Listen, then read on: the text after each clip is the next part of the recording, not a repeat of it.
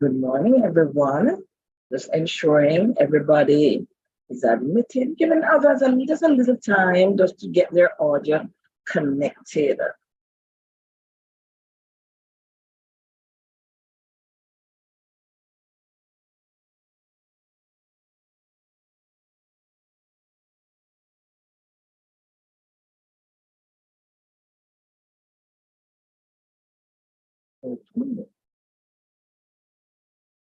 Good morning, everybody. Welcome. We are so happy to have you with us. And this webinar today is a collaboration. It's a webinar led by the Jamaica Tertiary Education Commission, JTEC, an institution under the Ministry of Education and Youth Jamaica, in collaboration with the Caribbean Center for Development Administration, popularly known as CARICAD. And today, we are going to be examining the topic of credit accumulation and transfer systems across higher education sectors. And we're looking at best practices and future plans. My name is Dr. Loy Parks. I am the Leadership Development and Institutional Strengthening Specialist with CARICAD. I also wear the hat as the Human Resource Management Association of Jamaica representative on the advisory committee for JTEC. And this is a topic that is really near and dear to myself and all the esteemed speakers who will be sharing with us. There is a need for us across the Caribbean to be looking at how can we grow our economies? How can we really achieve real socio-economic development and increase labor market productivity and workplace skills as a part of that aspiration? And as a subset of that, there is a need that we all recognize, a need for transformation around how we across various higher education institutions, how do we develop systems that allow for credit accumulation and transfer systems? And so today, we are going to be exploring that topic in depth. And so I want to share with you a little bit about the persons who are going to be sharing with us. And so our first presenter is going to be Mrs. Norda Seymour Hall. And she's Director, International Relations and Qualifications at JTEC. She has over 17 years experience in the field of education at various levels. And she has been working assiduously on the implementation of a national qualification framework in the Jamaican context. She has also been working on Jamaica's credit accumulation and transfer credit system. And she's first going to be sharing the paper on that, all right? We will then have some opportunity for questions and answers based on her presentation. And then following her presentation, we're going to have Professor Haldane Johnson. He is the Associate Vice President, you see his title there, of Teaching and Learning at the University of Technology. He has over 40 years experience in the field of education in various capacities. He has served in such institutions such as the Council for Community Colleges of Jamaica. And he is going to be sharing along with Dr. Nanibale Paul. Dr. Paul is Associate Provost, Academic Affairs and University Administration at the Northern Caribbean University. And she has over 35 years in the field of education, not only here locally, but in India as well, where she gained her PhD in the field of education at the University of Pune in India. So we're talking about years and years of experience in the room. And they are both going to be sharing from their institutional perspectives, the best practices, challenges, and future plans for credit accumulation and transfer systems. And so It is my delight to hand over now to Mrs. Seymour Hall. She will be our first presenter. So, my dear Norda, over to you. Hello, everyone. Good morning. I'm just going to share my screen so that I can share with you. Now, credit accumulation and transfer schemes or credit accumulation and transfer systems are very important worldwide. It is important that we are able to monitor, to record, and to reward the passage of persons as they move through courses. We must also be able to facilitate the movement between courses as well as between institutions as far as credits are concerned. Today, I'm going to be talking to you about the guidelines and procedures for credit accumulation and transfer within the National Qualifications Framework of Jamaica.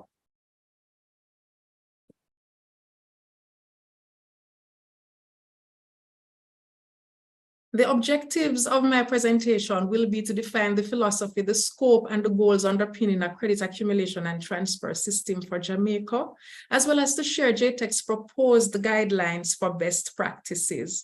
We'll also be exploring the responsibilities of stakeholders in implementing a credit accumulation and transfer system. Now, what do we know about credit accumulation and transfer systems? Tell me now, true or false, they are a critical component in facilitating lifelong learning. Do we agree? Yes? Okay. Credit accumulation and transfer systems, they are vital for increasing access to the workplace, are they? Yes, they are. I'm sure you'll agree. And institutions that are hesitant to develop learner-friendly CATS policies have no relevance in the 21st century. Do we agree? If anybody disagrees, you can let me know. But I know that most persons will agree with this. Now, why is it important and why now? A credit accumulation and transfer system facilitates learner portability across different pathways and between education sectors, and also between the levels of the National Qualifications Framework of Jamaica. And it's vital for lifelong learning. It's vital for recognition. It's vital for articulation agreements and also to facilitate flexible learning pathways. Today's higher education system is defined by fragmentation and complexity, and navigation by learners must be defined by opportunity to integrate learning from different sources that are earned in a variety of contexts at different periods of time and at different levels. We know that persons enter and re-enter our education system, and we must be able to ensure that we are able to monitor what they're doing, we're able to record it, and we are not hesitant to reward their accomplishments. So institutions must, all higher education institutions must allow for credits to be defined by portability in an efficient and transparent manner. Now, the Jamaica Credit Accumulation and Transfer System, it supports the objectives of the NQFJ. And what are those? Qualification, validity, and quality. Learning outcomes-driven education and training, progression paths within and across sectors, recognition of formal, non-formal, and informal learning, cooperation and collaboration among stakeholders. And this is basically our National Qualifications Framework of Jamaica. And we see that we have 8 levels, and we have different learning sectors. Now, each of these sectors, persons should be able to move across them. Persons must be able to move up the levels, and they must be able to do so freely, taking their credits that they've earned at one level to another level. Now, in terms of the scope, the guidelines and procedures that have been developed by the Jamaica Tertiary Education Commission apply to all providers of post-secondary education in Jamaica. All qualifications and part qualifications that are assessed and placed on the NQFJ and listed in our qualifications registry of Jamaica. And this is so regardless of the delivery mode. And it has a very important purpose at this time. The purpose is to ensure that we have established processes and principles for the resolution of discriminatory or inequitable practices within education and training spheres. What we don't want is for persons to complain that I wasn't treated well, I was discriminated against, my credits were not recognized, there was no opportunity for me to move on, there was no flexible learning pathway for me. We don't want that. We also want to ensure that CATS is positioned within current and accepted flexible learning pathways and articulation practices. It is also critical that when we're designing our qualifications or micro-credentials and so on, we integrate the option for credit accumulation and transfer. Our programs must be designed in such a way that persons can earn credits and they can transfer them. Another purpose is to implement equitable, efficient, and transparent processes for credit transfers and accumulation. Whatever we do, we must be able to ensure that we stand up to scrutiny. We must be able to stand up to scrutiny. And so these guidelines are critical for that. We must also, to continue to ensure that Jamaica makes the progress that it's making, we must facilitate student mobility and qualification portability. Currently, we've learned that our employment rate in Jamaica is almost at 100%, and that is wonderful. We must give our workforce the opportunity to advance themselves so that they can move ahead in high growth areas. We must give our students the opportunity to move around the world and earn and learn as much as they can. And so it is necessary for us to develop a singular and cohesive system for current institutional arrangements. This singular and cohesive system will ensure that we are able to easily matriculate anywhere, and we are able to move seamlessly within our own country as well. And the principles that the guidelines are defined by are as follows: transparency, access, mobility and articulation, learner-centeredness, flexibility, opportunity for appeals. Now we're going to look at some of the guidelines that are involved here. Now, when we think about transparency, it's very important that when we have procedures at higher education institutions for CATS, that those procedures are written. They should also be available ahead of time for persons who are interested in enrolling in programs of study. It's critical that persons know what their options are. And once they know their options and they're able to ask questions, they must be given feedback and clarity of decisions. All of that must be embedded in institutional processes. If decisions are made, then we expect that learners will understand why. That is the hallmark of transparency. Your process must be easy to understand, and it should be very, very clear. Now, it's important that our CAT system is designed for articulation and mobility. And we mentioned before that all qualifications at their design phase must envision CATs. The articulation pathways within the NQFJ should be facilitated by institutions as well as awarding bodies. So we do not expect institutions to ignore the National Qualifications Framework of Jamaica when they're making their policies, when they're designing their procedures. The qualifications framework must be integral to the CATS process. Mobility through recognition of credit transfer should be facilitated between institutions as well as countries, sectors, and contexts of learning. And that simply means that persons should easily be able to move between institutions. They should be able to move seamlessly from TVET to academic studies. They should be able to move seamlessly from London to Japan, wherever it is you want to go in the world, whatever it is you want to do.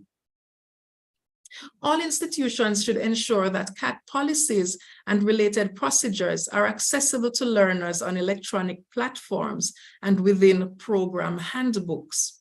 Credit transfer must be facilitated through seamless processes. Now, as it pertains to learner-centered and outcomes-based mapping, this is very critical. Information on all elements of a qualification should be detailed, and we know what those elements are: level, quality, workload, profile, and learning outcomes. Comparisons should be based on learning outcomes compatibility with reference to the course content.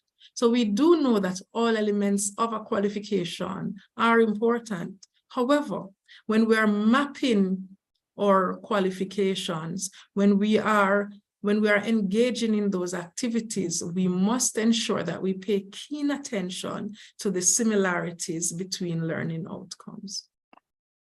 The NQF level descriptors must be the foundation of credit matrices that express learning outcomes.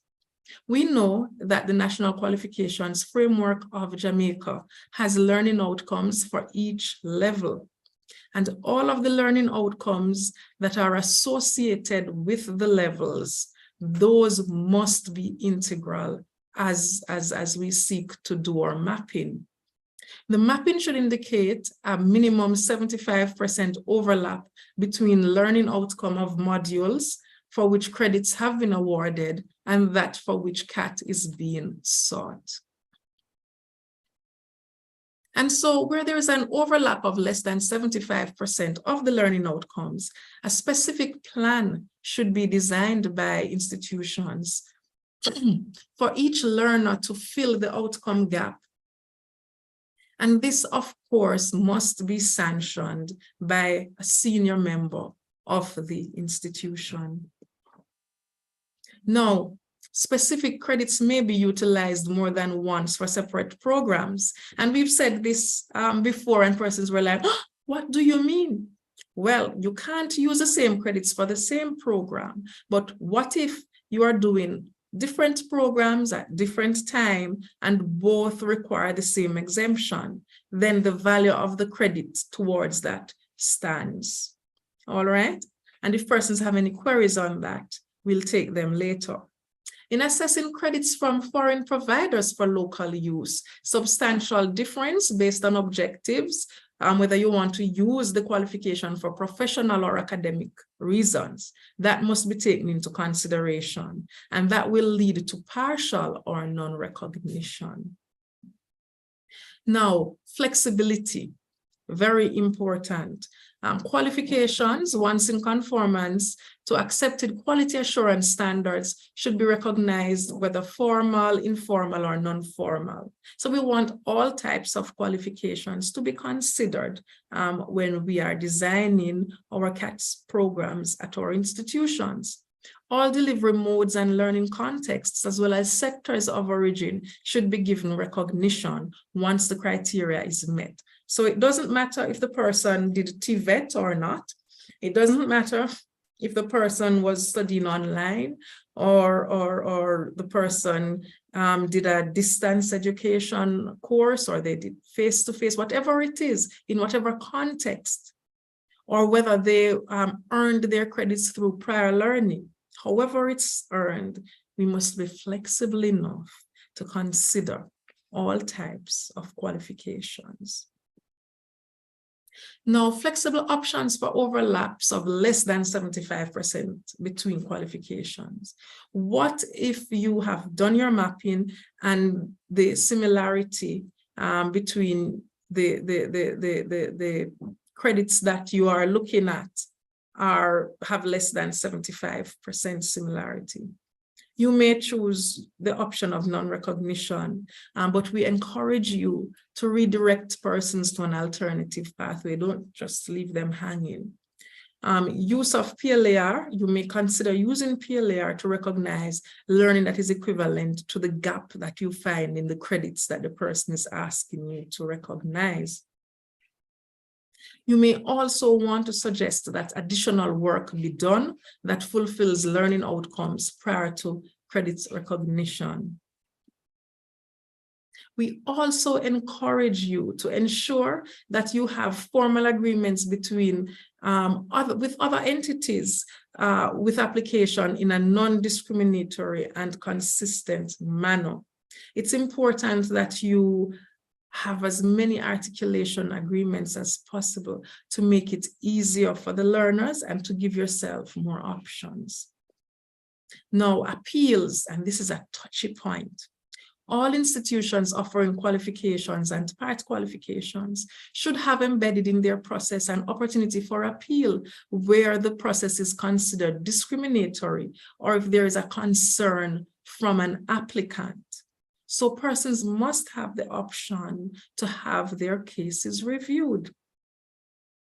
Appeals by registered institutions where credits linked to their qualifications are not recognized by a body to which credits are being transferred. So it may be that someone wanted to use credits earned at your institution at another institution, but the institution turned them down, and you believe that it was unjust. We want to ensure that we have up and running an appeals process that each institution can benefit from. In order to benefit from that, you will have to be legally operating and registered to have your appeals facilitated. The entity from which the credit originates may make the appeal, and the respondent must reply within 30 days, clarifying factors leading to decision. We want institutions to work it out on their own as much as possible. And we would want any appeal tribunal that is set up to be a last resort for institutions to have any grouses, any grouses or any dissatisfaction being settled with. Now, how about the responsibilities? What are some of the responsibilities for implementing the credit accumulation and transfer system? And I'll just look briefly today at some of JTEC's responsibilities as well as higher education institutions. So JTEC will be ensuring that the guidelines are applied to the qualifications that are placed in the National Qualifications Framework of Jamaica. JTEC will ensure the integration and coordination of education and training sectors. We will also ensure that we do our research, and as time goes by, we develop policies for credit accumulation and transfer. We will also be providing reports on what is happening in the system to the Ministry of Education and Youth, as well as to international bodies such as UNESCO, as they may need information. And there are other bodies as well that may need information on CATs. We will also coordinate final appellate activities where credit disputes are not resolved by institutions and governance bodies. Remember, this must be a final resort. Now, it is also incumbent upon us to ensure that we support the development of local partnerships, international linkages, and collaboration between sector stakeholders. We will also, as we're doing now, engage in capacity development activities with higher education institutions and governance bodies.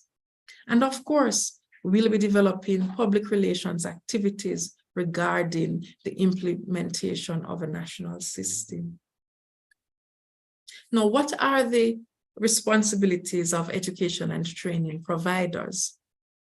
It is important for you to adhere to and align policies that you develop, as well as your procedures to the guidelines that have been established. It is also critical that you develop, you publish, and you implement institutional CAT policies. You must also establish articulation agreements as necessary to facilitate credit recognition on the basis of parity of esteem. It is also important that our providers of higher education collaborate when it comes down to curriculum development. This is critical because when you're considering the purpose of qualifications, the function, and the type, it makes sense to collaborate. When you collaborate to develop qualifications, there will be seamless credit recognition. It's also critical that you provide career advice, including articulation pathways to learners, as well as information on flexible learning pathways within the National Qualifications Framework of Jamaica. You must also establish appeal and monitoring mechanisms that are geared at non-discrimination and transparency. It's also critical that you maintain learner records in accordance with best practices. What we don't want to hear that someone needed to transfer credits, but the institution has no record or the record has been compromised. We know that we live in an age where records are easily compromised because of hackers and so on. And so it is critical that we have the necessary data security procedures in place to prevent that. One of the things that we ask you about when we are assessing and placing qualifications is what type of data security do you have for your records? It's critical that you support learners with the information that is needed to transfer credits to other programs. Institutions should make it very easy. We set up institutions to serve people, and our chief clients or chief customers are our learners. And so each learner shouldn't have to go through hoops in order to get information that they need to transfer credits. Quality assurance, that is a critical responsibility. You must engage in regular internal quality assurance procedures to ensure that CAT program is in sync with established policies and guidelines. It is critical that you do this. Where there are no checks and balances, systems fall apart, or they won't be effectively implemented by your team. As we progress in the 21st century, it is critical that we put things in place to make Jamaica the place of choice, to live, to work, and to do business, as we've committed to. Just recently, we've been hearing so much about the SDG goals and the review of number 4, persons talking about, well, heads of states recently, talking about where they are on the various SDG goals. And so we must consider how we can make education a priority, how we can increase access, how we can ensure that what we offer is of value. One way to do that is to ensure that we have flexible learning pathways, that we have articulation pathways that are learner-friendly. And I want to hear from you. What are your thoughts on what we've shared? And what advantages will these guidelines have to you? How will it impact your institution? That is one thing that I want to hear from you as we proceed. You may contact us, and I've shared our contact information with you. We look forward to hearing from you, and we look forward to seeing appropriate policies, appropriate procedures being implemented in all institutions. Thank you so much for listening. Thanks for your company. Looking forward to the questions. All right, thank you so much, Narda.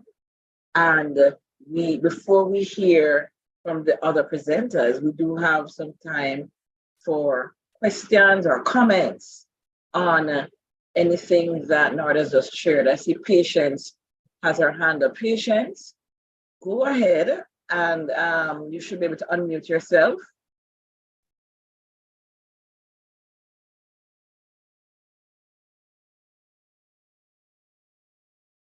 Unmute yourself again, Patience.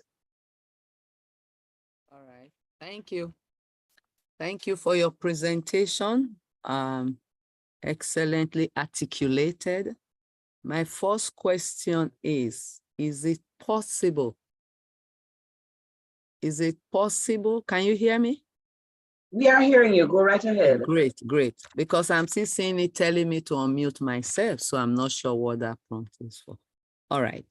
Thank you for your excellent presentation. My first question is, the participant here today, are we able to have access to the presentation you just made? Sure, no problem. Because I think, thank you. It will be good that we have access to this Yes. presentation, because there are very concerning slides that I saw that I would like to look back at, and that would be great. Thank you. The next question is, considering these policies that is expected based on what you say we have signed to, that means we have signed already to some goals and certain requirements. Does the institution that are church-based have considerations within those already signed to agreements? I'm not sure I understand the question. Repeat it for me. Sure, I will. There are certain policies based on your presentation, what you said in the last part, that there are things we have already signed to, we have already agreed to. So the question is, those agreements that as a nation, now we are in the education system, those institutions that are faith-based, were they considered when those policies were signed to? What effect and impact will they have on faith-based institutions? Okay, I'm going to try to rephrase your question to ensure that I understand it. You want to know if faith-based institutions were considered when we developed the CATS guidelines, and you also want to know if it will have a negative impact on them.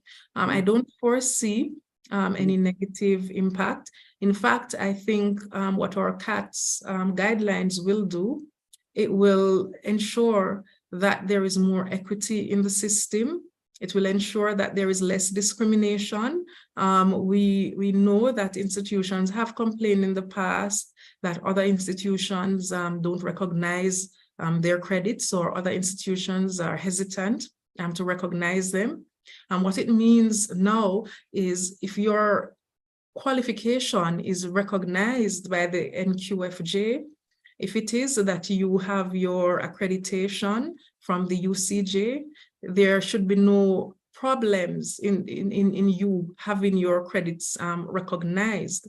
What this policy does, it insists that everybody gets a fair chance. It doesn't force the institution to recognize your credits, because there is room for non-recognition. However, they should be able to say why out of fairness and out of transparency to the learner and to the institution that is sending the credit. Yeah, thank you for that response.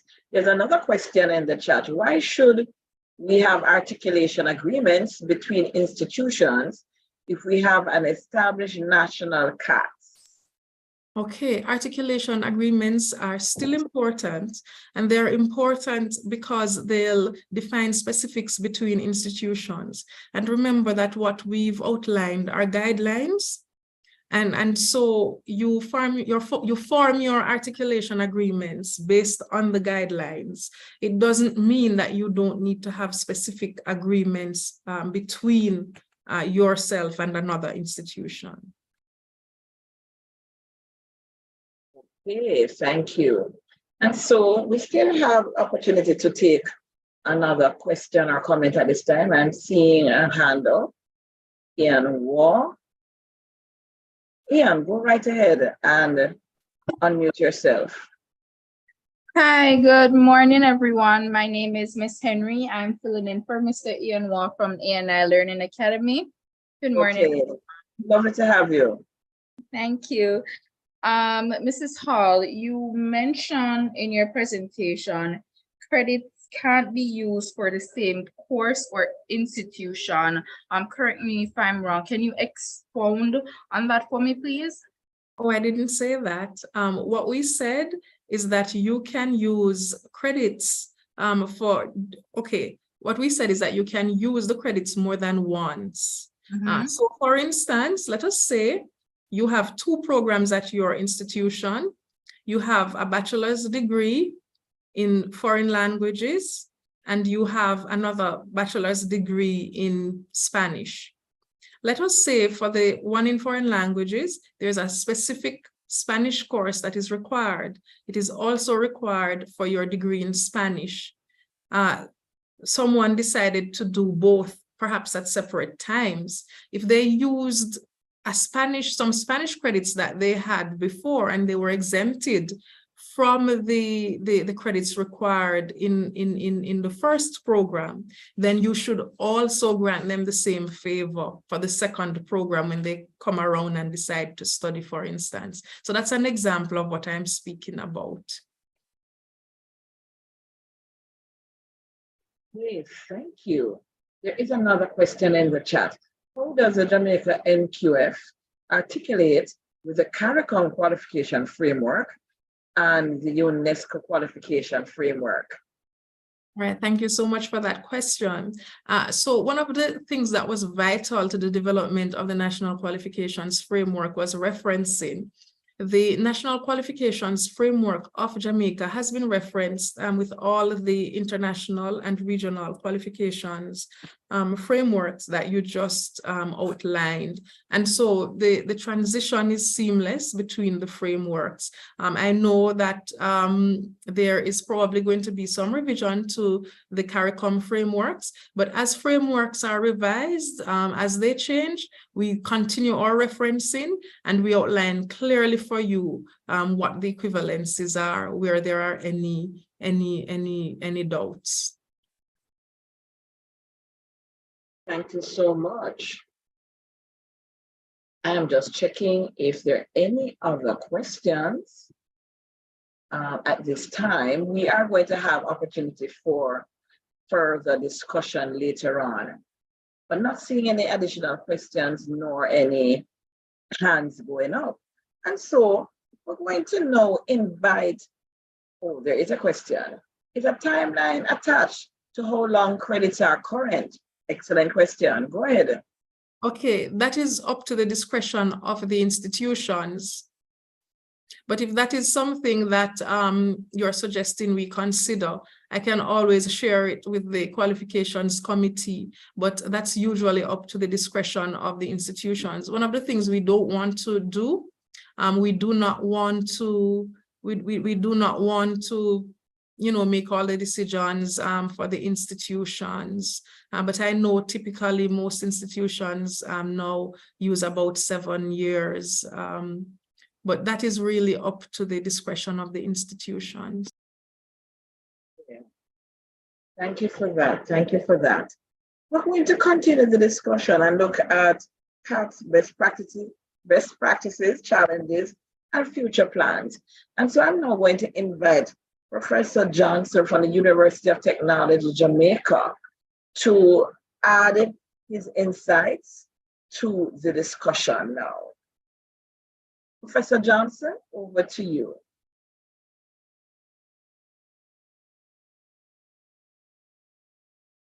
Good morning, colleagues. Good morning. We are hearing you loud and clear and seeing your slides. Hope the slideshow would start.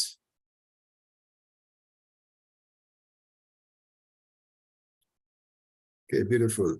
Well, good morning, everyone. And I'm here to share with you the Credit Accumulation and Transfer System, best practices, challenges and future plans, the University of Technology Jamaica's perspective. And I should just acknowledge that we have persons here from UTech Jamaica who are very able and capable of addressing some of the issues I'm about to share. So let me go on. So UTech by the numbers would look like this. We have approximately 11,000 students, 8 colleges and faculties, about 23 schools or units, over 100 courses of study, 2,000 plus modules, and 9 and counting policies that would impact credit accumulation and transfer systems. So there is a lot to work with as far as UTech is concerned.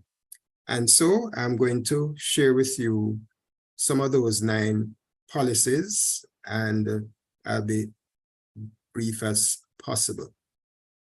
So these are some of the policies that exist. We have the transfer credit and exemption policy. We have a credit banking policy, auditing modules, prior learning assessment. We also have advanced placement and articulation policy. We have a specially admitted student policy, academic collaboration arrangements, as well as mature entry application, and the undergraduate admissions and enrollment policy. I should state too that there is an academic advisement policy, and there is, we should also note that these policies go across both graduate and undergraduate programs as appropriate. And this diagram here captures the features of the different policies, and we'll take them one by one here.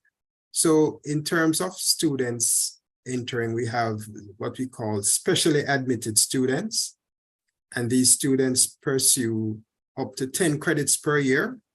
And this is, as stated, a special arrangement for these students. So students in this category may audit modules. And when students audit, it is for personal development or exploration. The student may want to use the opportunity to review material they previously may have learned. They may want to update themselves. No assessment is required for auditing. No credit is given. However, they still have to pay for the privilege of auditing a module. This sometimes is combined with other means of access for students so that they can bring themselves up to speed, so to speak, before they enter into a particular course of study. There's credit banking. And in this case, students may pursue up to 25% of a course of study, and records are kept for 7 years. And at the end, the transcripts are available for credit transfer. I'll expand more on the credit banking in later slides. For students, I just term here normal admitted. We have the option of credit transfer, where students would transfer up to 50% of the credits for a particular course in UTEC. And these must come from an approved tertiary institution. The transfer credits are done at the start of the program. And if it is done later, it would be termed an exemption. And speaking of exemption, students can also transfer up to 50% of credits from non-tertiary institutions to a course of study. The exemptions applied for may be at any time during the program, and there's also a prior learning assessment option for considering those modules that exemptions are applied for.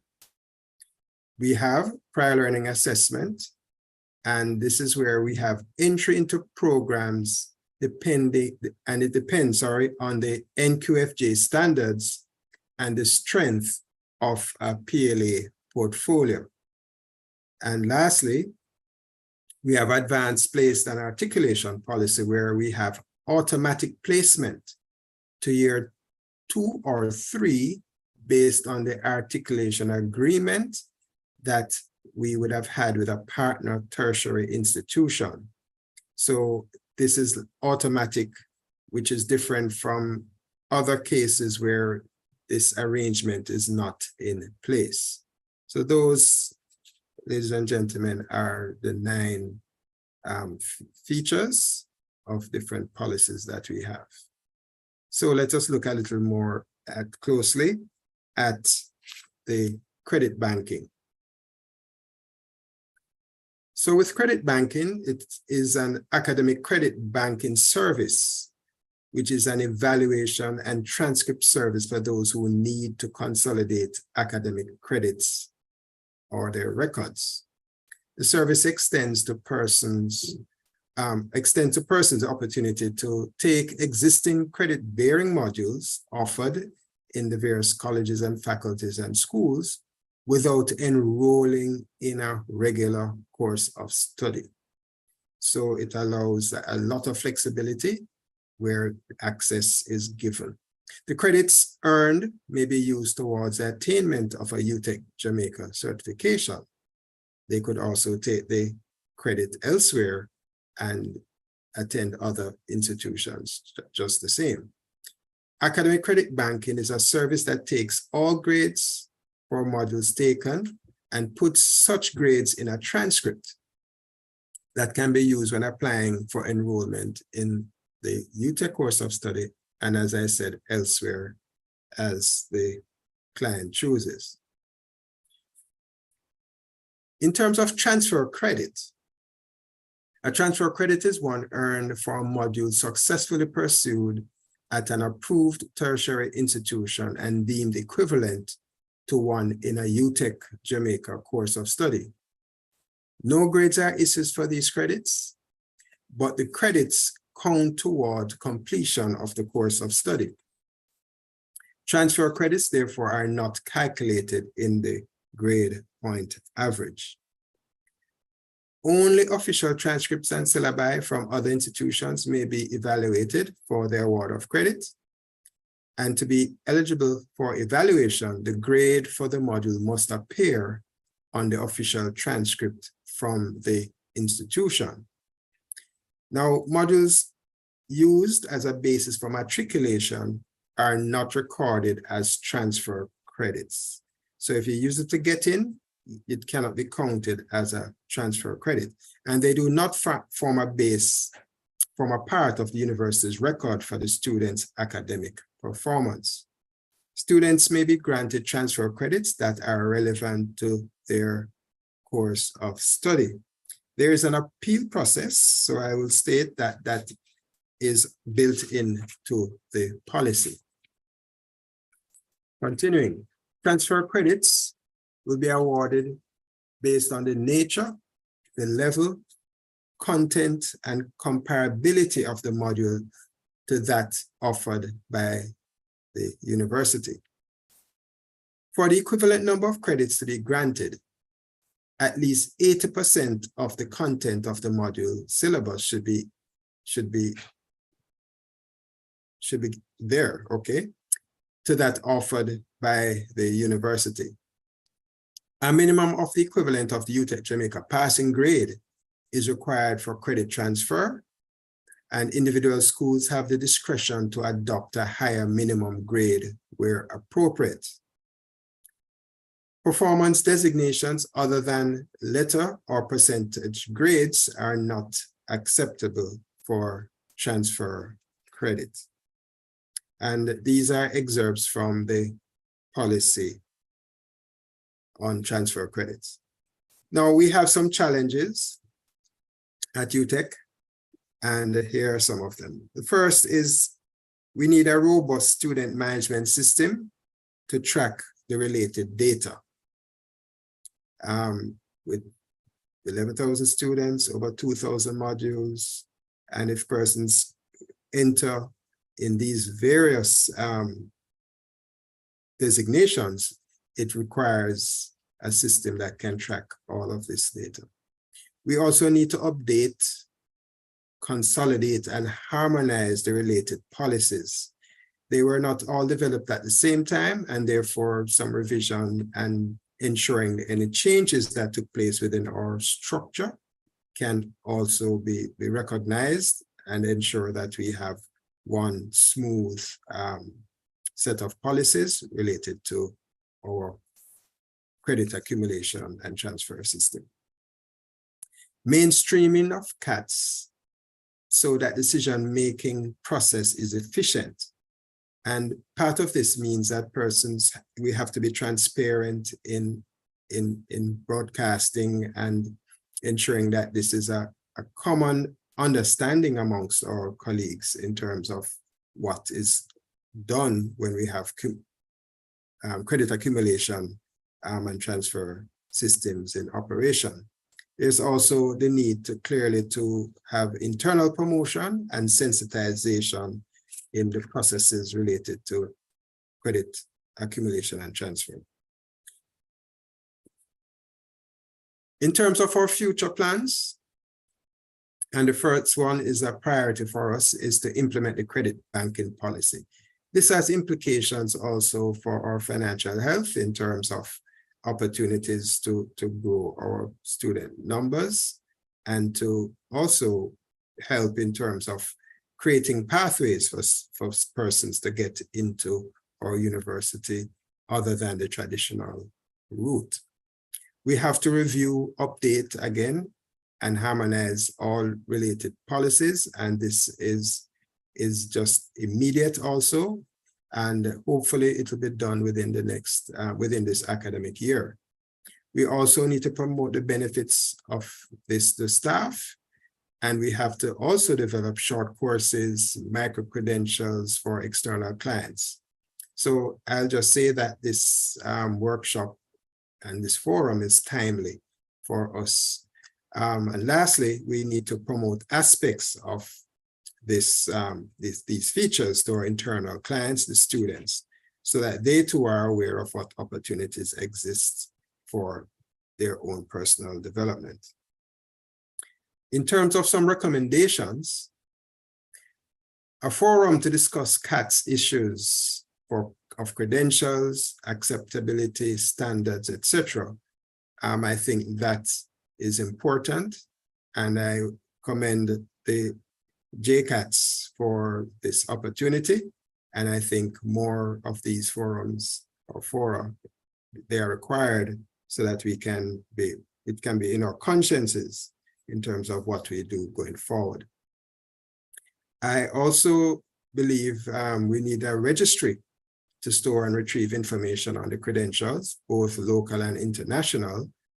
And part of our review and discussions, I think, should include the 7-year recency limit for credentials.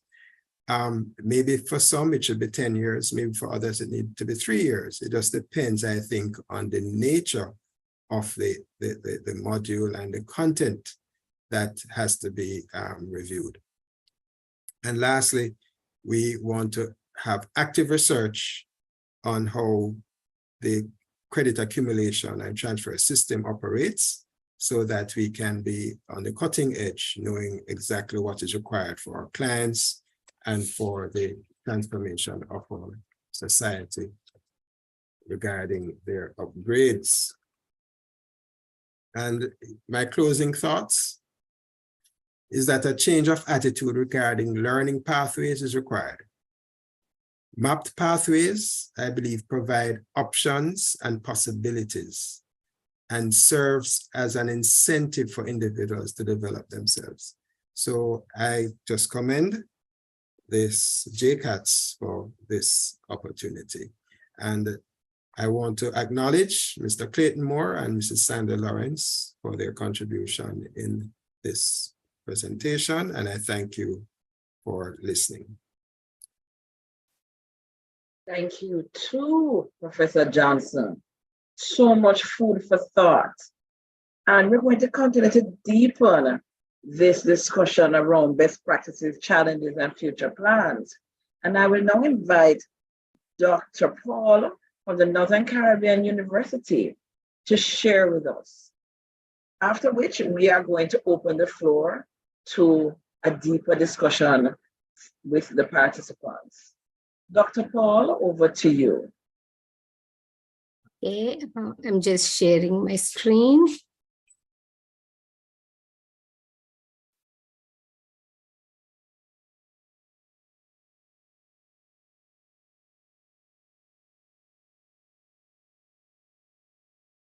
Can you see my screen?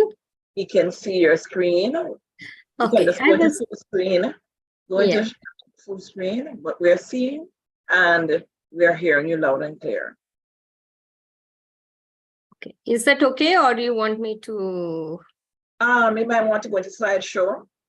Yeah, I'm doing it. Yes. There you go. Okay, so I was asked to present on best practices and future plans in credit accumulation and transfer within higher education institutions. Want to thank Mrs. Hall for this opportunity and for this discussion. This is very important as higher education leader and curriculum person. Professor. So this is very important for higher education institutions. I just want to go first with the definitions of what is credit accumulation and transfer. That is, we are calling it as CAT. And I saw a very important definition, which I liked. And it says a system whereby learners acquire a number of points or credits. Now, for achievement of formally described learning outcomes for part of a course, unit, courses, modules, or individual year. Now, this is a very broad definition, which I like, because credit transfer is not only based on courses. It can be credit transfer, can be based on units, it can be based on modules, and it can be based on year of study. So, and also in higher education, just a minute. In higher education, credit accumulation and transfer is designed so that learners can transfer points from one course or university to another. Now, you might be wondering, what are these points? In the Western world, we basically have credits, and in some areas they have points. If you go to the Eastern world, for example, India, we don't have credits or points, but we have number of hours, which are very important in calculating the transfer credits. So we are in this era of increasing data transfer in almost in every sector, okay? Like, for example, if you want to transfer data from an email to WhatsApp, you can do it very easily. Email to Facebook, or WhatsApp to Twitter, or, you know, there is, you can easily transfer data. But when it comes to higher education sector, students can't transfer credits seamlessly, especially from one institution to the other, or from one country to the other, and there it is a big problem. I read this article by Horn and Price 2022 in ERIC database, ERIC article, and it says that yet higher education's broken credit transfer system has plagued students and stumped policymakers for decades. For this day, that means even in 2022, first-time students who transfer credits from one institution or from one system to the other lose approximately 43% of the credits on an average. On an average. So students are losing. And so there is an increase in time to degree tuition costs that loads and opportunities costs. Therefore, as higher education institutions, we need to create seamless credit accumulation and transfers in our higher education institutions. One suggested model, business model, the authors talked about is transfers in healthcare system in USA. Very interestingly, I have a personal experience with this because my cousin sister works as a transfer administrator in a healthcare system, and she describes to me how they facilitate the patients in transferring from hospital to hospital and also from insurance companies. And they have quite a seamless way to transfer students. But when it comes to higher education, that task is is not seamless. So we need to help our learners earn the credentials, and also we need to, this is a critical issue, and if we do it if we do it robustly, the nation can recover after the pandemic. And so we are living through an uncertain and deeply unsettling time. The government should not simply support traditional higher education institutions, but go beyond, just a minute, go beyond by working to establish a more learner-centered future. And I'm so happy JTEC has brought this initiative forward to help all higher education institutions in Jamaica to learn about this credit accumulation and transfers. Now, I see credit accumulation and transfers in two ways. One is through the levels of national qualification framework. Jamaica has a beautiful national qualification framework. I have gone through it. Personally, I appreciate the flexibility and the transfer of students from one area to the other. I'm going to show you that picture. Even Mrs. Hall has shown that, but so this is very important. Credit accumulation and transfer is through levels and also within levels in the higher education institutions. So the first one is credit accumulation. You can see Jamaica National Qualification Framework, as Mrs. Hall said, it has 8 levels. Integrated framework covers all learning sectors. And I was very pleased to see that coming from India, learning about National Qualification Framework of India, and have read the South African National Qualification Framework and also the European National Framework. And recently I read about the Hong Kong National Qualification Frameworks, and I see the National Qualification Framework of Jamaica is quite a robust one and also a flexible one.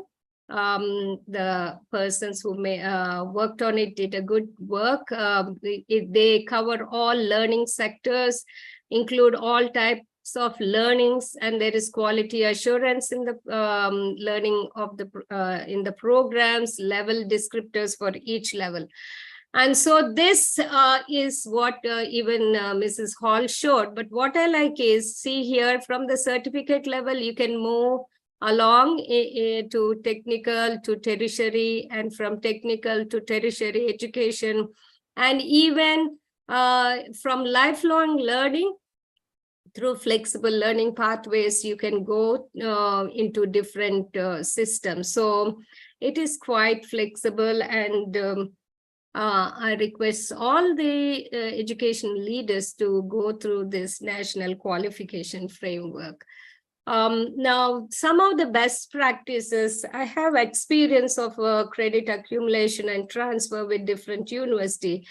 As about 20 years I spent in India in higher education, and I worked with universities in the West, like Andrews University, Southern Adventist University, Greeks, and now Northern Caribbean University. One of the best practice that I see in some of these institutions is recognition of prior learning, and my own university back at home is Weiser Adventist University, is recognition of prior learning and experience.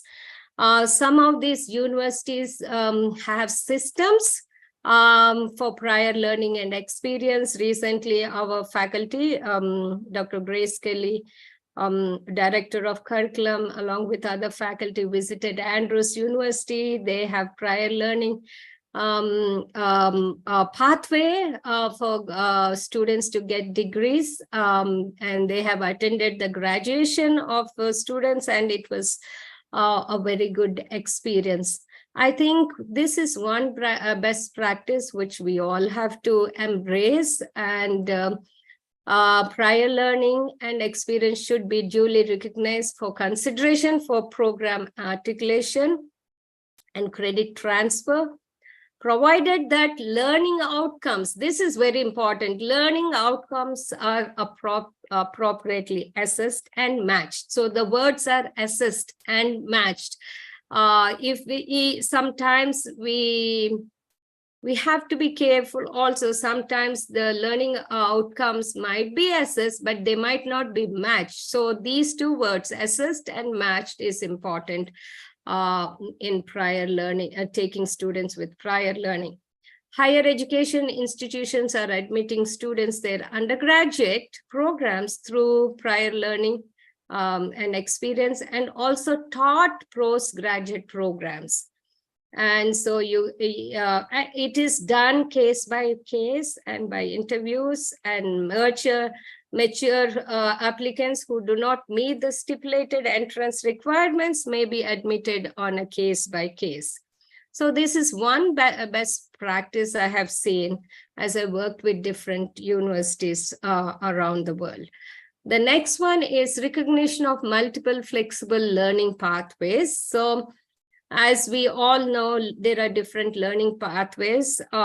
Before, it was just one learning pathway, but as I have said, even National Qualification Framework talks about different learning pathways, and therefore we should provide flexibility and expand access to qualifications that lead to registration or licensing in a given sector.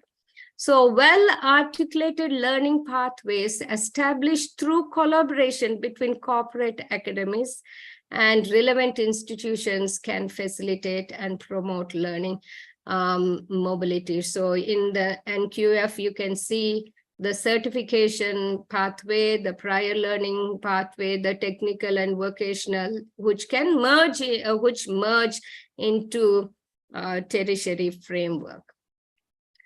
Also, one other best practice from my reading and my experience is cross-sector collaboration.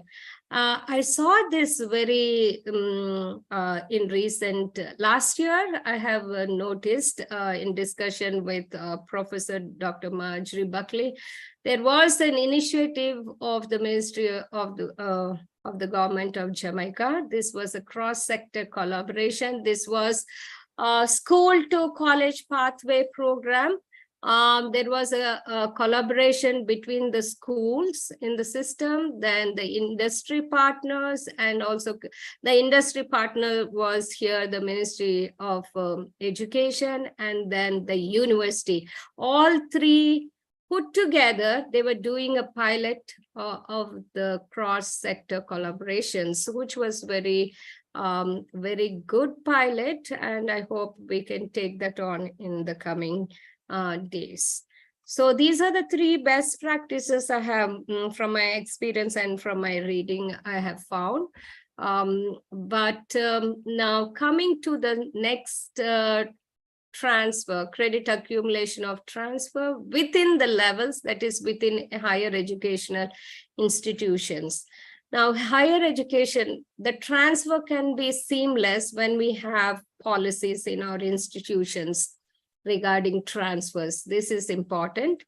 And some of the best practices I have also experienced and read about is about centralized automated systems to process credit transfers, and also credit transfer websites in the higher education institutions website, and data gathering through information technology and insights gained. So these are some of the best practices we can have in our higher education institutions. And also one of the thing that can help us is establishing MOUs with different higher education institutions. So some of the institutions send their learners or students to us, and we send our learners to other higher education institutions. And if there is an understanding and MOUs between these institutions, students can seamlessly move from one institution to the other. And as I talked earlier, departments also can have from one institution to the other institutions, they can have cross-institutional partnerships. So this is also a best practice. Whatever it is, the courses or the subject should be mapped so that they can be eased the seamless transfer of students, credit accumulation and transfer. Now, also one of the through my experience, I was back in India, and we were transferring our students from an Indian university to an American university. Now, it is important as educational leaders that we understand different higher education institutions around the world if we want to be global. Because in some cases, they don't have credits like in the Western world. They just have subjects. They have a number of hours that they spend in learning. They have objectives or core learning outcomes. So in such cases, we cannot say, oh, you can't transfer into our programs because you don't have credits. So it's important for educational institutions to have persons who understand, who have a global view of credit transfers that can help the institutions. Now, there's experience, a case here based on a university in Hong Kong. On its long experience of implementing CAT, a university has streamlined the process for applicants by developing pathway entry programs at QF levels, 5 and 6. That is in the master's level too. And so we need to be very flexible and open-minded when it comes to credit transfers, because around the world, universities are doing that. Learners have found this arrangement very simple and convenient because they know before making their application which courses are needed to fulfill the graduation requirement of the pathway program. Now, coming to NCU, and Northern Caribbean University Credit Accumulation and Transfer, we have a very robust transfer policy, and we have procedures in place. We have an automated system for processing credits with course mappings for different institutions. I'm happy to share that Dr. Gloria Gregory is here. She was the one who developed these systems. Though, if a student comes from one higher education institution, basing on the study and so on, this was developed. So we have a number of higher education institutions in Jamaica and around the world in this automated system. Then we have multiple ways of entry pathways which are used at NCU. We know the traditional one is 5 general certificates of education from CXC and GC and so on. We also transfer credits from an approved tertiary institution with at least sophomore standings. We transfer 32 credits for associate programs, 96 credits for a bachelor's program, the same way in the master's and doctoral program. So we are quite flexible there. And we also accept students by SAT scores. We also accept students diploma and certification from approved tertiary institutions, and also associate degrees from approved tertiary institutions. We also accept students when they come in the program with American College testing scores. One flexible pathway that we have from many years is catering to the students who don't have the 5 subjects in their CXC. And so here, students who don't fulfill matriculation requirements can join pre-university and also take some courses at the university basing on the subjects needed. For example, if the student need 2 subjects, they will join for those 2 subjects in the pre-university program. They can also do 6 credits in the university sector. If they have 1 subject needed to pass, then they can do 9 credits in the university. So this was very, for many years, this is flexible, and this helps the students to be in the system. Then the other pathway is mature age entrance. If the students have is about 25 years, and if they have 2 passes in CXC, we give them mature age entrance tests, and basing on that, we take the students into our programs. Then we also cater to technical and vocational graduates. We also cater to transfer of students from approved institutions like national and international, basing on national and international MOUs. Currently, some of our students are studying in Brandon and the other universities in Canada and USA, and they can bring study some courses there, and they can transfer those credits seamlessly into our system. And also we have some students from Columbia and the other Adventist universities who come and study here, and these credits are transferred seamlessly into their programs. So basing on the number of MOUs we have, this transfer of students and their credits is seamless. And also we cater to students, special students who don't have entry requirements, but who want to do just a non-degree. We allow them to do courses, and they for a year or 2, so that they can have university experience. We also cater to full-time working students. If they don't have the entry requirements, if they wish to work with us for a year, they work, and by that time they can enter into the program they want. Transient students, I just explained. So these are some of the flexible pathways we have at Northern Caribbean University.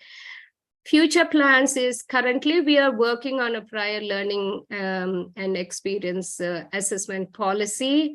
We need to get this out as soon as possible. We also are looking at stackable micro-credentials because we have a robust digital education center.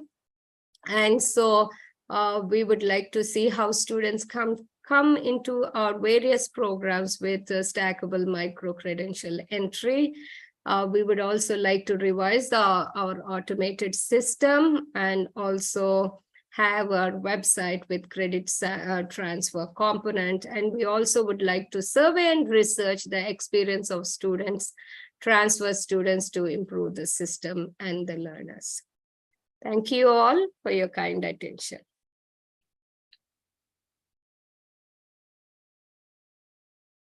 Thank you so much, Dr. Paul.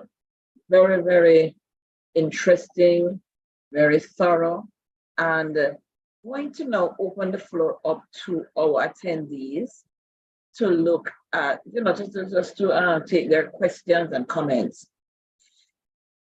Excuse me, pardon.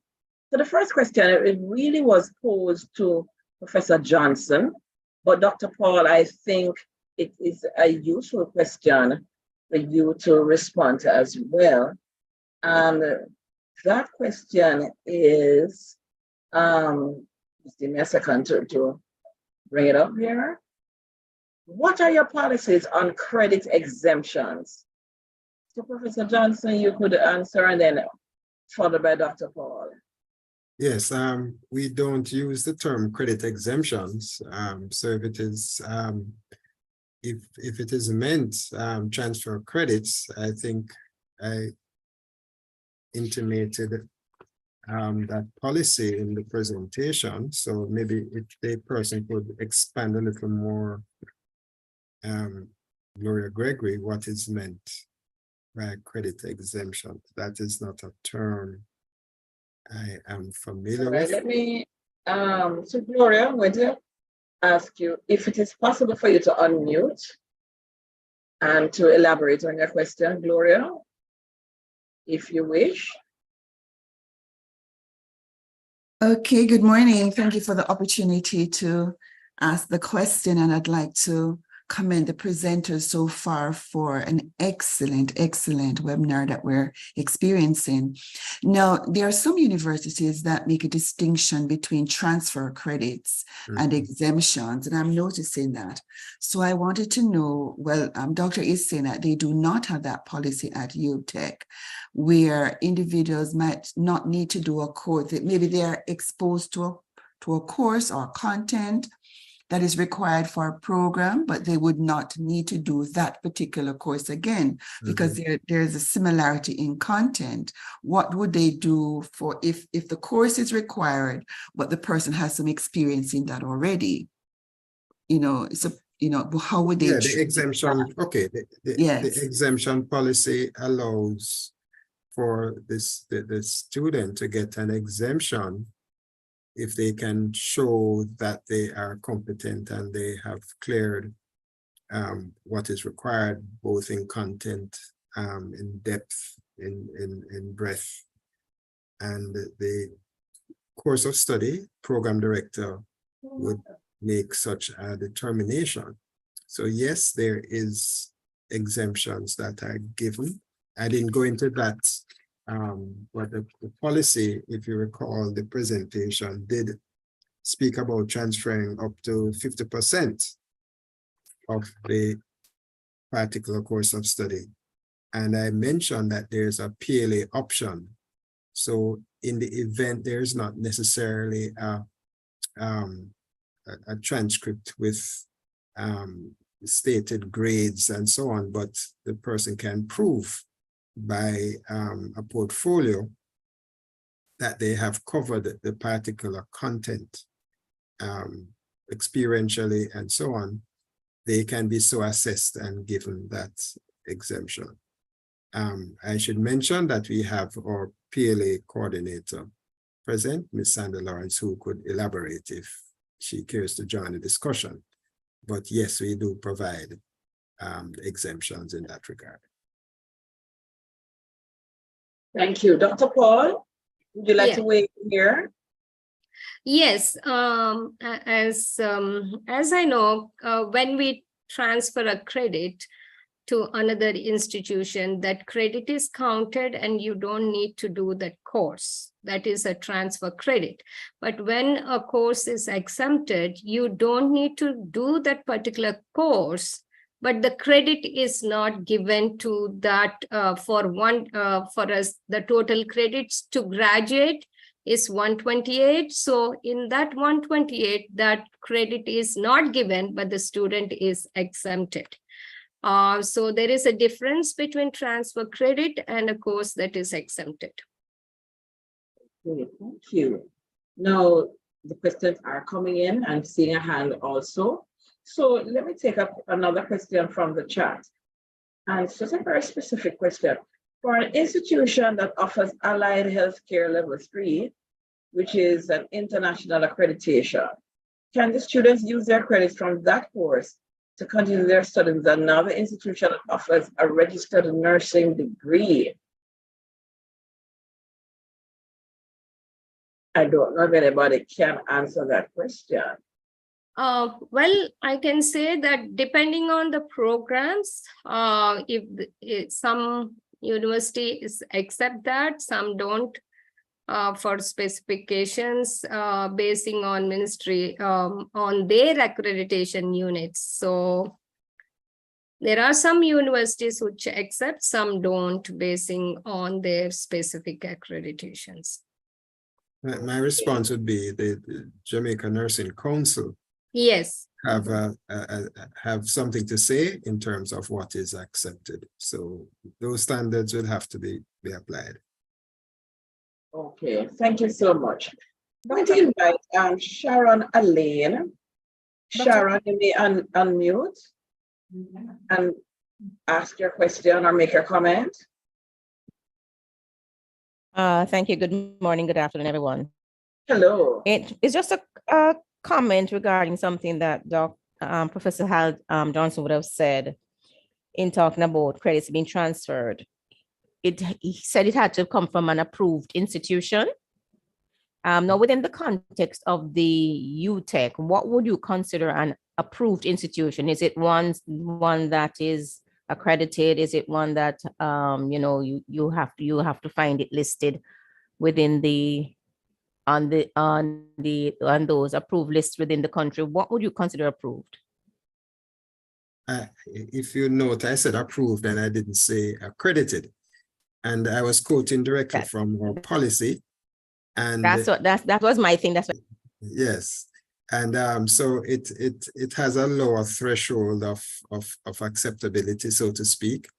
And I think it's just a matter of expert judgment from those who are familiar with the area, and they would also be aware of the marketplace or the landscape in terms of where the instruction or the delivery of this particular degree or qualification took place. So I would just say at this point, it's a judgment call based on the experts that are assessing what comes in as a qualification. But we don't have, as you described, a list at this point, but that is something to think about as to how you get on our approved list. So I hope that satisfies. Thank you. Good to go. Franklin, I see your hand, but let me allow another member of the panel, Mrs. Seymour Hall, she might need to weigh in on some of the questions asked already. Go ahead, Mrs. Hall. Okay, thank you so much, Dr. Parks. I'd just like to comment on two things. The first one is about international accreditation. And just to remind everyone, I think I'd said it in my presentation, we know that foreign qualifications, while they're not placed on the national qualifications framework of Jamaica, they can be aligned to the framework. And so, as Professor Johnson said, the professional body that is responsible can assist there. And in assessing credits from foreign entities for use locally, the substantial differences are going to be evaluated. And where there are no substantial differences, then we expect that the body will allow for partial recognition or full recognition. And that is very important because we want to ensure that our system is as integrated as it can be, and no learner is discriminated against in that regard. So there is room for foreign qualification recognition, and that's another policy that is going to be further clarified, because currently we're working on a national qualifications system policy, and all of those things are going to be further ventilated in that policy. The other question, somebody spoke about, how do you know when an institution is approved? And I can understand the response that Professor Johnson gave. One of the things that we want to do going forward, and we know it will take time, we want to ensure that all institutions, as far as possible, start some kind of some type of start the accreditation process, so that their programs, as far as possible, are all submitted for accreditation. And we also recommend that institutions submit their qualifications for placement on the framework. NCU and UTEC, as well as UE, UCC, and a few other institutions have started the process of submitting their qualifications in the qualifications registry of Jamaica. And we expect that once we have our qualifications placed in the registry will now become the location that persons look to when they want to know which qualifications have been assessed, are in line with the National Qualifications Framework of Jamaica. And basically, as we outlined earlier, we would not expect any type of unfavorable view of those qualifications. Thank you. Thanks much. I'm going to now invite Franklin Bennett. He has his hands raised. Go ahead. You can pose your question. Okay, thank you. Good morning. A very, very informative session so far. And I'm so happy that we are cleaning up so that we can contain this monster that we call discriminator with respect to matriculation. My question is for Dr. Paul. You mentioned earlier in an explanation about credit exemption, and you use the example, say the total credit is 120, and say a person gets exempt from a course, and that course may have valued 3 credits. So the total will now be 3 credits less. Would that person has to do a replacement in order to amass that total for graduation or certification? Yes, the course is exempted, but the credit is not added. So that is so it's important to get when you transfer as a student, it is important to get transfer credits than exemptions. You know, yes, exemptions are there, but still you have to do those credits. Is it clear? Mr. Franklin?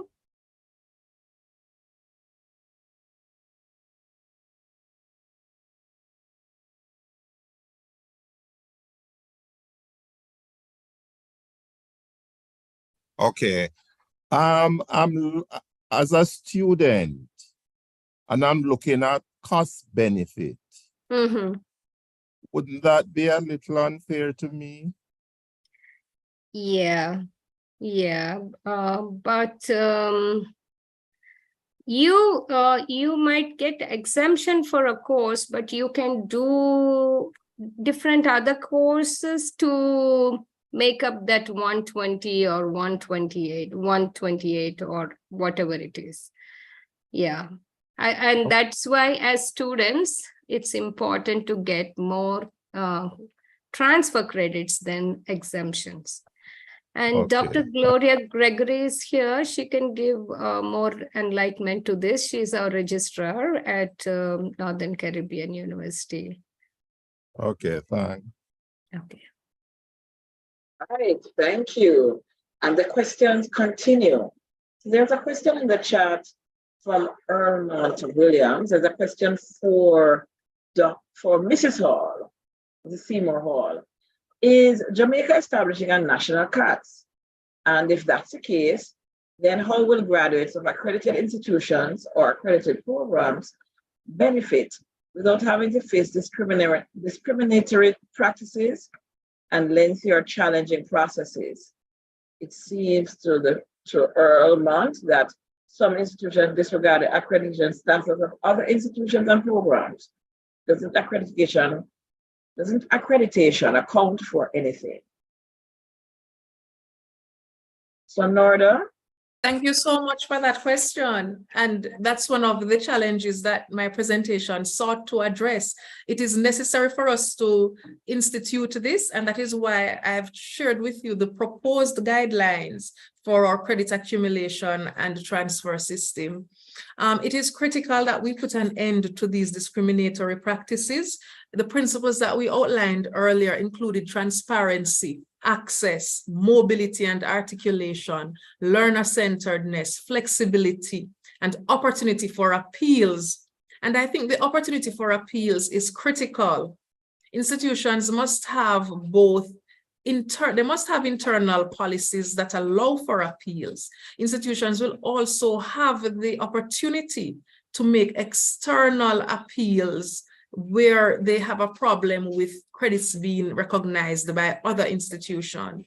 And I do believe that the time is overdue for us to have this, because it is true that we have seen instances of elitism in our system. We've seen instances where institutions may not regard others. And in order for us to advance, we must do so as partners. We must do so in a collaborative environment where each is respected. Thank you. There is another question in the chat. What is the process institutions must go through for their qualifications to be placed on the qualifications register? I think that's a question for Mrs. Seymour Hall. Right. Okay. I'm so happy that you are interested in having your qualifications placed on the framework. So if you're interested in having your qualifications placed on the framework, the first thing you need to do is contact us. We have on our website, you are going to be given a password as well as a username. That password and username will be used for us to access our website so that you can basically put the basic information needed for a qualifications statement. If it is that your qualification is not yet accredited, it's a longer process. You're going to be submitting an application form that goes through 4 standards. You'll be submitting information on 4 areas. You'll be given a comprehensive breakdown on all the information related to your qualification elements and so on. We'll then compile a team of assessment and placement experts. And these persons will include a subject matter expert for the area of that the qualification deals with. Once your qualification has gone through the process of a desk review, verification and validation, and it is approved by our qualifications committee, you will then have your qualification placed in the registry, and persons will be able to access it publicly. They'll see what level of the NQF it is equivalent to, and they'll be able to make their international and local comparisons. The International Standard of Education number equivalence will also be reflected on your qualification. So importantly, send me an email, call us at JTEC. You may do so now. We're looking forward to having all your qualifications placed on the framework. And I must say, before I end my answer here, Dr. Parks, for institutions that are already accredited, we sample 5% of the qualifications. So 5% of the qualifications, we'll have a detailed look at them. We'll use the standards to do a detailed assessment of those qualifications, but they only need to submit 5% in detail. The others, they'll enter through the website, just enough information for us to create a qualifications profile. Okay, good to hear, good to know. So there's another question in the chat from Sandy Lawrence. This one is directed at Dr. Paul. What is the advantage of pursuing exemptions at Northern Caribbean University? Well, yes, exemptions are also good. Like, for example, in a major, if you're doing counseling and you get exemption for a course, but you need to have the total credits in that area. So instead of doing that particular course, again, you can do another course related to the counseling area. Or if it is in the general education area, you got an exemption for a particular course, you can, that will not be added to the total, but you're exempted from doing the course. But so you have the leverage to take any course which you like to make up to the 120 credit. So it gives that flexibility again to add to your body of knowledge. So even though it doesn't have that much advantage as credits, it also has its advantage in giving you the breadth of knowledge in the major or in other areas. So financially, it might not give that advantage, but in terms of increasing your knowledge, you can get that. Thank you so much. And Patience is saying, excellent response, Dr. Paul. I have a question. Thank you. I think this one is for Mrs. Seymour Hall, but Dr. Paul and Professor Johnson could weigh in as well. And I suppose I come at this from the perspective, not from a higher institution per se, but from a provider of workplace training. And increasingly, participants in workplace training are asking providers, oh, you know, can this be, is it accredited? Can we get credit? Mm-hmm. People are wanting, it seems, the marketplace increasingly demanding, as it were, a collaboration when it comes to the credit systems and credit transfer systems between workplace learning and, you know, higher education institutions. And so I'm very curious, you know, what are your thoughts? How can this work? Should they be separate? You know, what's the thinking around that? Okay, very interesting question. Workplace learning. This is from a personal experience. As we were building a house in Jamaica, we had masons and other workers. At that time, the Heart Trust NTA group people came to certify them. And so they got, some of them got level 1, level 2, based on the work that they were doing. And so if those same persons reach to level 3, and that if they want to go to a certain area in the tertiary education system, we should be able to accept them because the NQF is allowing for such transfers. So it is a good thing to give them certification so that they can go forward in life. From my perspective, workplace training is an important aspect of developing our human capital. And can this be accredited? I think UCJ would have to answer that, because there are some universities or is that what they call it? That some companies set up. But in terms of recognition, I think, yes, the University of Technology Jamaica can recognize some training programs in different workplaces. And there can be an MOU with these various workplace training units.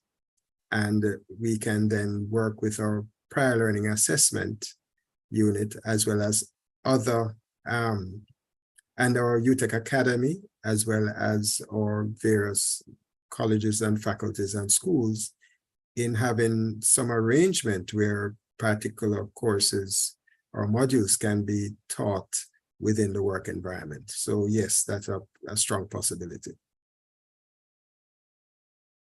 Hey, Mrs. Seema Hall. Thank you.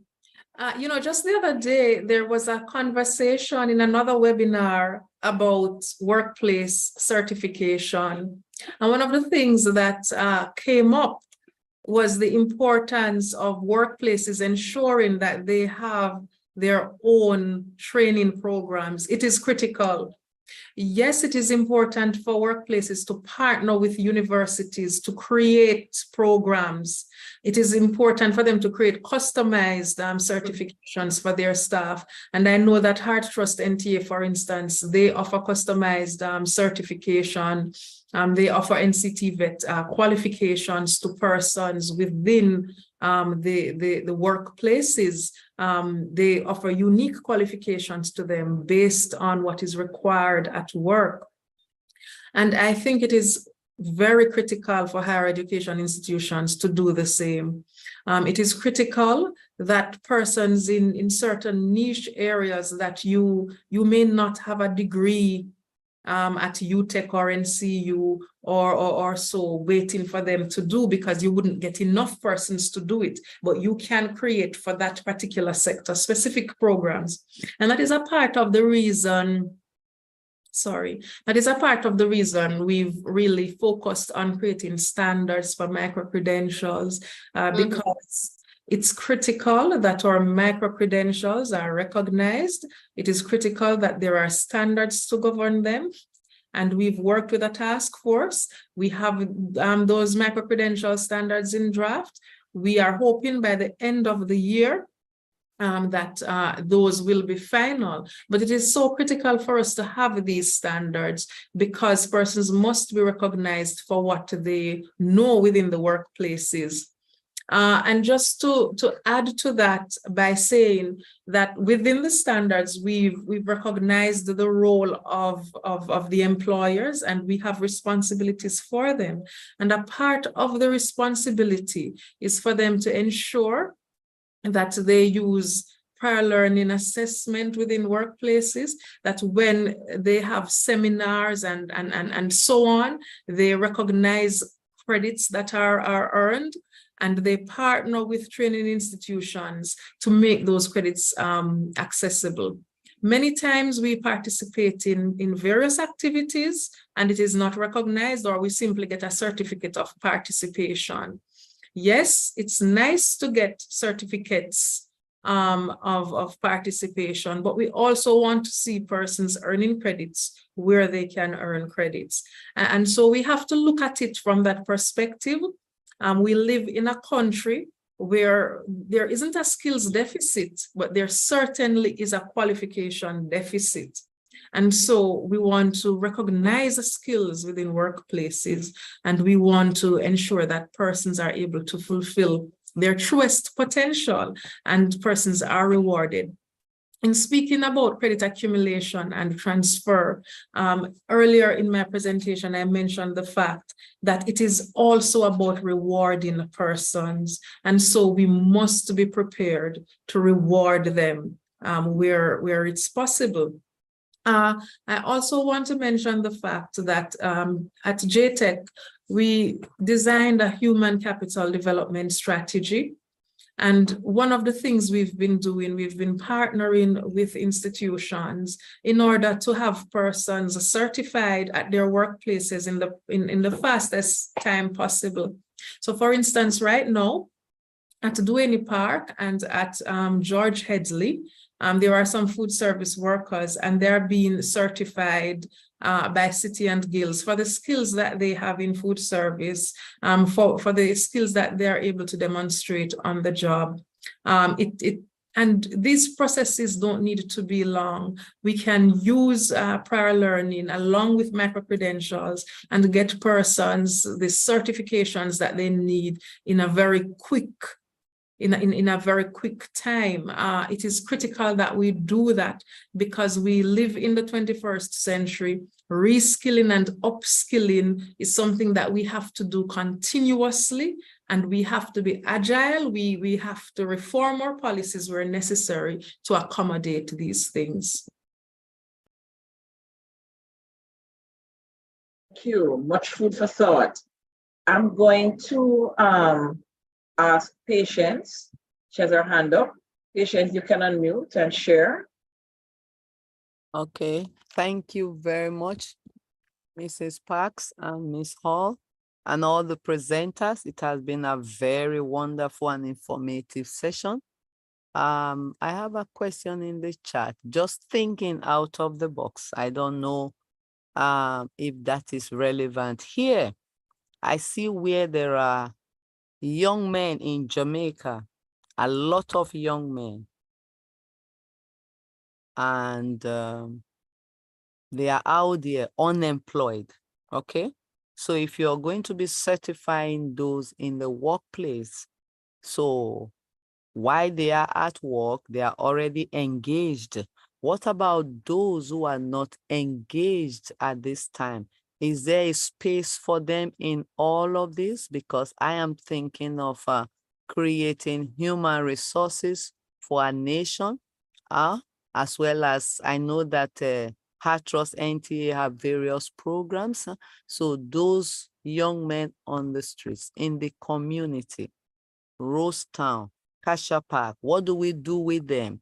They are strong men, they are able-bodied. How do we encourage them to come into these type of programs so that they too can get the training, or some of them even have, we don't know. So the engaging of each of these groups is critical as well, so that they can move forward. That is nation building, that is capacity building. So I want Ms. Hall, Dr. Hall, to tell us how this group of people will be catered for.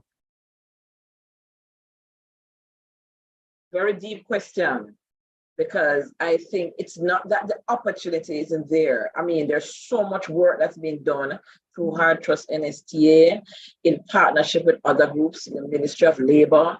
We think about Project STAR. So the opportunity is there. The question is, what is the strategy to attract and retain them in the system? Because they're outside of the formal system, this target group you're talking about. And they are perhaps not even considered part of the formal labor market. Maybe not even seeking jobs, and they're outside of the education system. And so the strategy is not so much that there isn't the opportunity to do it. There is. But the question is, what strategy you get to get them in, get them motivated, get them in the formal framework and retain them there? I mean, wow, that's the question. Norda, I don't know if you have any answers, I'll tell you what our belief is. You have to get in the communities. There's no other way. You have to meet people where they are. You have to find out what it is that appeals to them, and you have to meet them at their level. Many persons are intimidated by large universities, and they don't see those spaces as being a part of the space that they should occupy. They see it as a privileged space, and they don't see themselves as being privileged. So they're not going to walk into the University of Technology or Northern Caribbean University and say, what do you have for me? That's not going to happen, because our society is structured in such a way that many persons see themselves as being outside of the center, and they're on the periphery, and they are not going to come into the center as willingly as another person from a different background. And so we must have community-based interventions. We must have community relationships. One of the things that we are proposing are community certification fairs. And this is where you go into the community and you find out what is it that these people need. Sometimes we bring things to people too. We bring things that they don't want. Young men in particular, they are very, they want to advance themselves, and they want to be able to provide for their families. They want to be able to provide for themselves. Jamaican people believe in respect. Jamaican people have their pride, and we have to start by finding out what is it that you want. Find out what they want, and if you can also share with them some other things or options that they can choose from, then you do. And once you find out what a person's ultimate end game is and what it is that they're looking forward to, you can start a conversation and you can talk to them. So we have to ensure, even though we've come a far way, that we don't come across as being up there and them down there. We have to ensure that we develop short courses, micro-credentials again, that persons can easily access. Sometimes, and I've said this so many times, sometimes our micro-credentials are geared towards persons that already have 1,000,001 qualifications. But what about that person who doesn't have any? Do we think about them when we are developing these types of qualifications? So that is something that we have to think about. Community-based education. It's not just for HEART, Trust NTA, or TVET.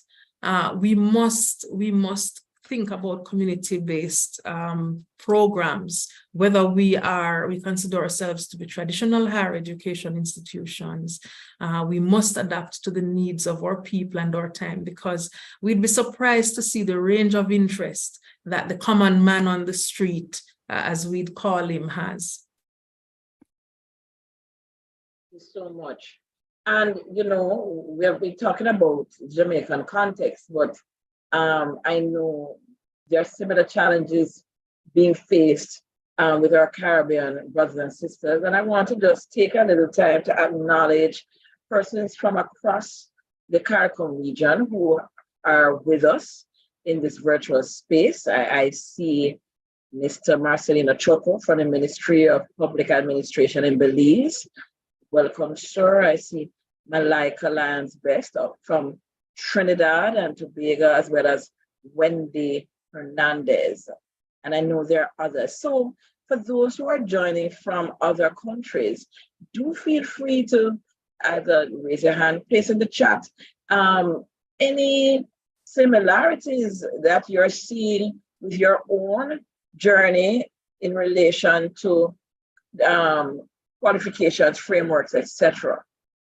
There is a question in the chat. Will micro-credentials be quality assured for portability and to allow access for holders of such credentials into the formal tertiary level education or training programs? And how will CAT impact these type of credentials?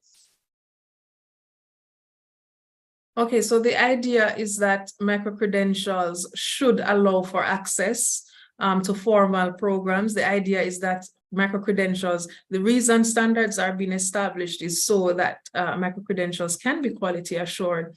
And also, it's critical that when we're designing programs as far as possible, if we can make them modular, I think that's a good idea, so that they can be broken down into bits and pieces, into micro-credentials. And that's where CATS comes in, because persons will earn credits from micro-credentials, and you want them to be able to transfer, accumulate and transfer these credits to other programs.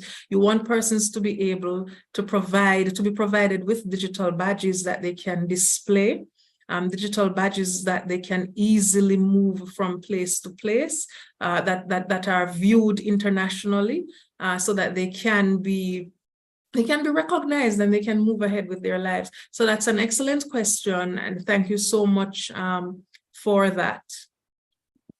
Great.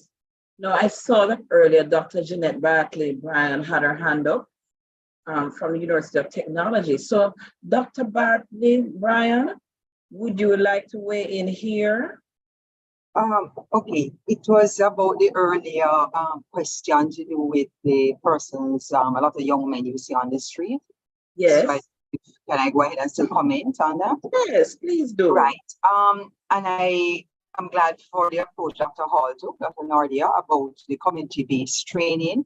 I had just wanted to say that efforts have been made, and it isn't for want of trying, but it is multi-dimensional. So I wanted to just say that I know at JTEC, one, we have a program through our community service department, just reaching out to persons around in the community. And one of the immediate needs that we recognize is the educational level of the persons in the community. Because through the SDC, when we looked at some of the communities, we realized that persons between 18 to 34 may have actually fallen below what we call even grade 9 level to be able to go to heart. And so years ago, JTEC Jamaica had conversations with, then it was JFLL, and we had conversations with Heart Community Base, and we went as far as to connect with the Commonwealth of Learning, because we recognized that that was a gap in our system. Persons were falling in the cracks, where because they were below grade 9, they could not have begun the hard program. And we realized that there was a problem also with literacy. And so I mentioned Commonwealth of Learning because we looked at what was called vocational literacy, and we found samples across the world. We went as far as Papua New Guinea, and we were looking at programs about how to teach the basic literacy skills while persons would earn their vocational skills. And we had to reach out to NCTVET also to get you the qualification. So I'm just sharing with you that it may be in some cases a little deeper than you think, because you have to establish what are the literacy levels, because invariably a lot of what you're doing involves reading and writing. So it's an area I'm always interested in, but I just wanted to mention that it is still on the table because of how we would award credits there, but that we have to examine the communities, and that is where, as Dr. Nordia said, the community-based initiative would be critical, because you then have to partner with other agencies in the community, especially like the SDC. And I know there were also opportunities to train through criminal justice programs and so. So I'm just saying, who you see on the street just as young men who may be loitering, or, you know, in some cases, you know, just eat a food and all of that. You have to understand the social dynamics. And the last thing I'll say is, fortunately, there were sample programs we were seeing that were called Earn and Learn, because that was the other aspect where we started at JTEC to put on short courses based on some of the units that, you know, we recognize through Heart and NCTVET. And you would have a program, and after 3 sessions, you did not see persons again because they had to go earn, or they would come for parts of a day. And so even how you time it, all of that, it couldn't conflict with what their, you know, quick skills to earn money. And we were also conscious that in the, what you call it, tavern area, there were programs that had already been done by some of the universities and not, and so the sustainability element you have to look at. So there were, for example, what was it called again? For aquaculture, ornamental fish farming. If you go into the community, you see traces of some of those projects that were part of efforts from various bodies to train and to provide skills and provide employment. So I'm just saying it bears further investigation and study, because sometimes we from the established maybe institutions or from other spheres who are already formally educated or have our credentials, we assume that we can carry the same model to communities. So long extended answer, but essentially I'm saying the need is there. We still need to make the efforts, but we are just cautioning to say community-based and study, and above all, you have to get persons from within the community to own it, and then they can help to mobilize it, because when you are outside of a community, it is harder to sustain. All right, but I'm putting it there for JTEC and to continue our conversation, but wanted to give that dimension to it. All right, thank you. Thank you so much. Sandy Lawrence has her hand or his hand up. Sandy, you can go ahead. Yes, thanks, Dr. Parks. I'm just picking up on the community-based approach to getting persons involved in these short courses and these micro-credentials. I'm thinking that perhaps the sensitization needs to begin at the secondary level, because the signs would have been there, the signs would have been there regarding individuals' ability to get those 5 CSEC passes and to get into a tertiary institution in a normal way. So even at that level, through guidance, counseling, and whatever means are available at the secondary level, students can be sensitized to these other options, these flexible pathways, and so on. I know that there's City and Guilds, which is an option to straightforward CSEC subjects, but even what we're talking about now, the PLAR on the spot, the micro-credentials, the short courses, and so on, I'm thinking that even at that level, students can be sensitized towards these opportunities. So we don't wait until they're on the street and not doing anything with their lives. We get them involved, if it's even at the level of thought, from their in secondary school, so they can see that, okay, fine, I'm not capable of handling the CSEC, but maybe I can take up this short course or this micro-credential and build my qualifications and eventually make it to where I want to be. So it's about taking them from where they are to where they want to be, rather than having them idling and getting into trouble, especially the young men. After they're through with secondary school, we want to catch them from there within secondary schools and direct them appropriately to some of these pathways. I don't know how Ms. Hall feels about that suggestion, or any of the other presenters. Yes. Well, I certainly agree. We know that we have the 6th form pathways that was recently introduced by the Ministry of Education, where the various pathways are outlined and given to the students. We know that many of them start doing the Heart and the City and Guilds courses in high school. I'm thinking that other higher education institutions can look at what they can offer in students even while they're in high school. Perhaps you can look at the partnerships that you can engage in to make it possible, and how you can play a stronger role within the 6th form pathway system for those who may not be on the scene right now. And you can also look at how they can leave high school with some of your qualifications. And so I absolutely endorse what Ms. Lawrence is proposing. Much. Now there is a question in the chat, and Mrs. Hall, I noticed you started to respond in the chat, but maybe it bears saying a little bit more on it.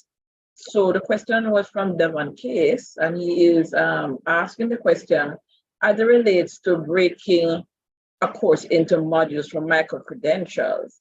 So how does the institution adopt this when it is not attuned to the general mode of operation? So I don't know if you wish to elaborate a little bit more on that. Right. And so I understand what he's saying. If you've been operating in a traditional way that doesn't include this, it means that you'll have to change the way you configure your courses. And so that can be a long bureaucratic process. But if it is that the institution wants to do it, it can be done. And I'm suggesting that you can take it in bite-sized pieces. You may not be able to overhaul your entire system, but you can certainly decide to start small, start with a few of your courses. And then certainly you also want to learn from others.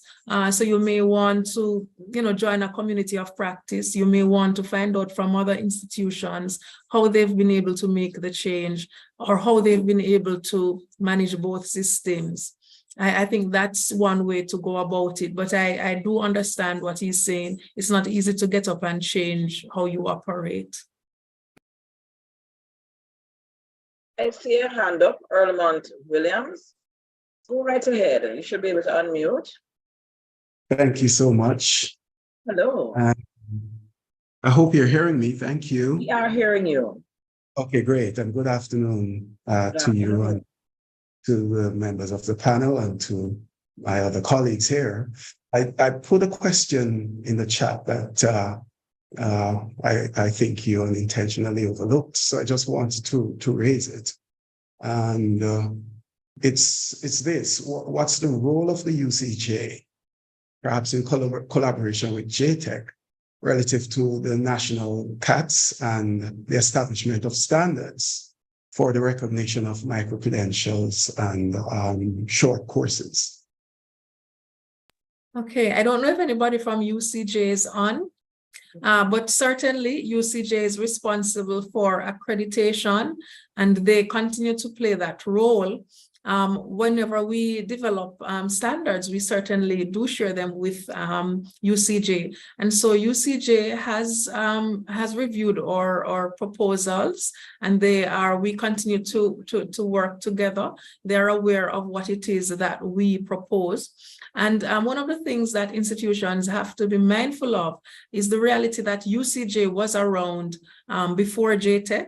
And so there are many activities that UCJ would have been responsible for prior to JTEC being activated. And some of them, for instance, registration of institutions, JTEC is now responsible for that.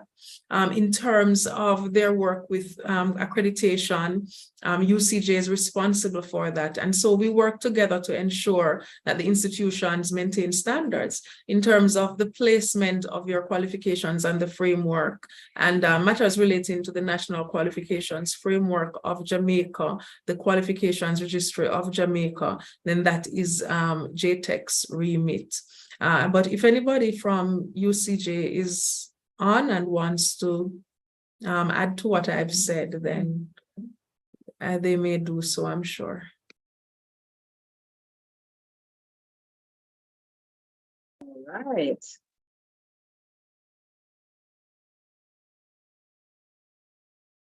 So I am not seeing any further questions at this time, and we're really winding down to the end. And at this time, I'm going to invite, I see David Myers. David, go ahead. And following David's question, we're going to invite Anthea Thompson, NQF officer with JTEC, to give the summary. Go ahead, David. Good morning. Well, it's afternoon, actually, colleagues. Depends on where you're joining from. Good morning. Yeah. Well, I am in Jamaica. I'm the Senior Standards Officer with the UCJ.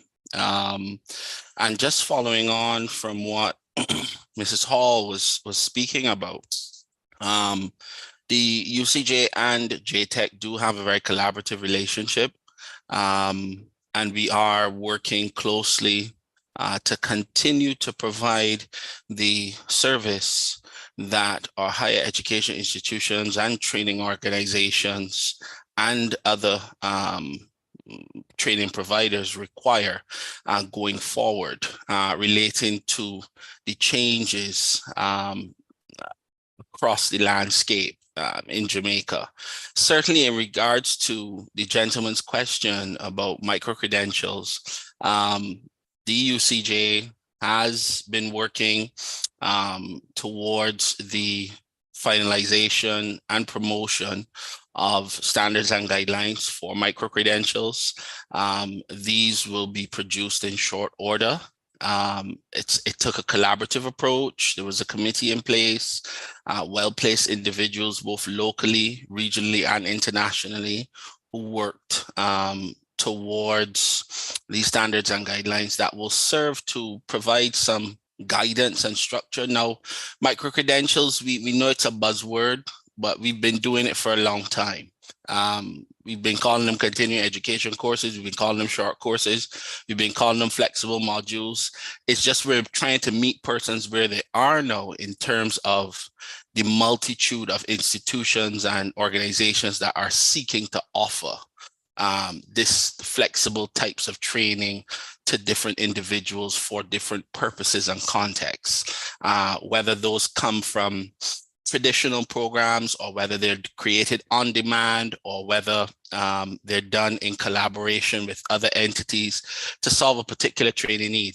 But certainly we will be working with JTEC and other partners going forward to ensure that these guidelines are in place so that our students, our working individuals who are taking these courses are not disadvantaged, and that they can get recognition for their exploits that can progress them either on to further education or into other programs. Thank you, Dr. Parks.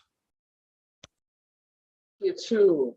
And I see that Angela has added in the chat that yes, the UCJ and JTEC continues to work together to assure quality in our higher education and training sector. Fantastic. So, Anthea Thompson, NQF officer from JTEC, we want to hand over to you now to do our closing, our summary, etc. Anthea, over to you. Good morning, everyone. I hope you're hearing me clearly. We are hearing you. I don't know if you want to turn on your video. Yes. There, we're seeing you. All right, thanks so much. All right, great to have everyone here. I hope and trust that it was an interesting and enjoyable session.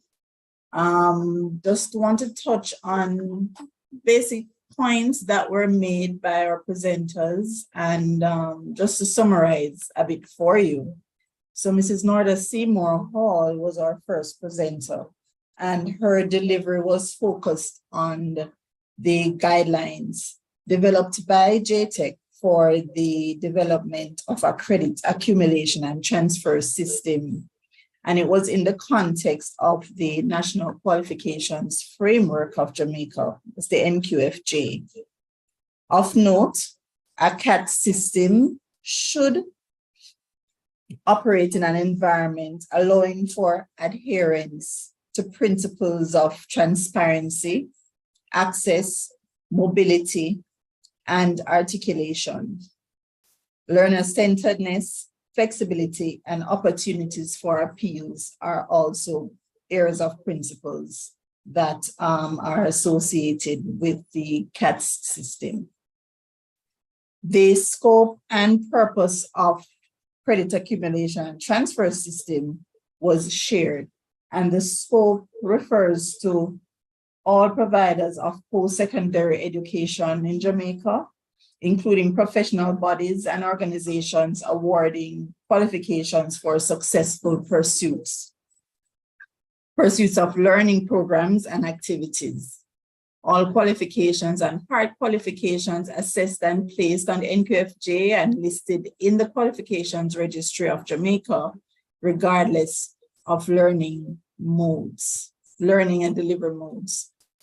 In terms of the purpose, the guidelines and procedures for the credit accumulation and transfer system were noted to be the establishment of processes and principles for the resolution of discriminatory or inequitable processes, position credit accumulation and transfers within and accessible, flexible learning pathways and access and articulation principles, and to integrate CAT in qualifications and micro-credentials design. In terms of responsibilities for key stakeholders, this was another highlighted area presented by Mrs. Hall, and this included major sharing points outlined for the audience. The responsibilities of JTEC as the governance body was highlighted, and also education and training providers, their responsibilities in this space was indicated also. Our second presenter, Dr. Haldane Johnson Professor Haldane Johnson, from the University of Technology, shared some interesting and critical demographic data relating to the University of Technology, Jamaica. There are currently 6 policies he indicated, which have been developed by UTEC to support its credit accumulation and transfer system. Some examples of these included credit banking, auditing of modules, credit transfer, exemption, prior learning assessment, and advanced placement and articulation. UTEC Jamaica is, of course, not without its challenges, and he presented that in its delivery of credit accumulation and transfer system, there is the need for a robust student management system. There needs to be updates and harmonizing of systems in support of CATs, among other areas. It is to be noted that the future plans of the University of Technology includes a priority to implement a credit banking policy, review updates and harmonize all relating policies supporting a credit accumulation and transfer system. He pointed out that there needs to be greater promotion for the benefits of CATs to the staff within the institution, and also to develop and promote short courses, micro-credentials for its external clients. And these were just some of the future plans that were presented for the University of Technology, Jamaica. Dr. Johnson also graced us with several recommendations, and these include the increase in forums to discuss CATs, a registry to store and retrieve information on credentials, and there needs to be a review of the 7-year recency policy as it relates to the award and recognition of credentials. And he elaborated and clarified that in some instances, it may be that the recency standard would be increased depending on the program, and in some it could be lessened. And of course, he articulated that there needs to be active research and tracking of credit accumulation and transfer systems. Dr. Nanibala Paul from the Northern Caribbean University was our third and final presenter. And she pointed out and recognizes that learners experience much difficulty in efficiently transferring credits across institutions. And this can be resolved based on her presentation in the development of articulation agreements and collaboration among education institutions. Some of the best practices that she highlights that she has recognized during her career is the development of other credit accumulation and transfer systems, the establishment of memorandums of understandings between entities, stakeholder groups, and so on. There should be, or the practice of having regular meetings within academic units to plan and update institutions on the practices of credit accumulation and transfer, and ensuring that ensuring that staff within programs is informed of course and credit mapping information as it relates to credit accumulation and transfer. Dr. Paul also looked at international practices, and these included regions in the USA and India. And she highlighted that NCU has well-established credit transfer systems, as well as flexible learning pathways to facilitate students' matriculation, progression, and completion of programs of study. Some of the future plans of the Northern Caribbean University include working on prior learning and experience policy to promote stackable micro-credentials for both entry and matriculation into programs, the inclusion of credit transfer components to be well presented on their website, and to revise the automated system for processing credit transfer within a central database. She also promoted the survey and experience of transfer students to improve the system and learners and their experiences within the institution. So these are just some of the future plans of the Northern Caribbean University. As it relates to the general presentations made, the session culminated into very alive discussions coming from the chat, and the chat came alive as attendees, which at a point was up to 78 at its highest, who posed questions generally and to specific presenters in some instance.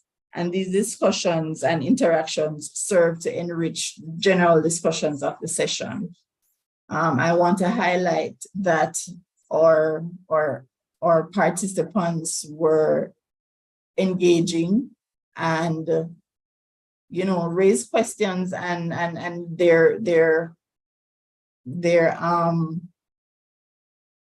raise questions and presented their feedback quite amicably on the topic at hand. All right, so thank you, and that ends my summary of today's session. Yes, thank you so much, Ms. Thompson.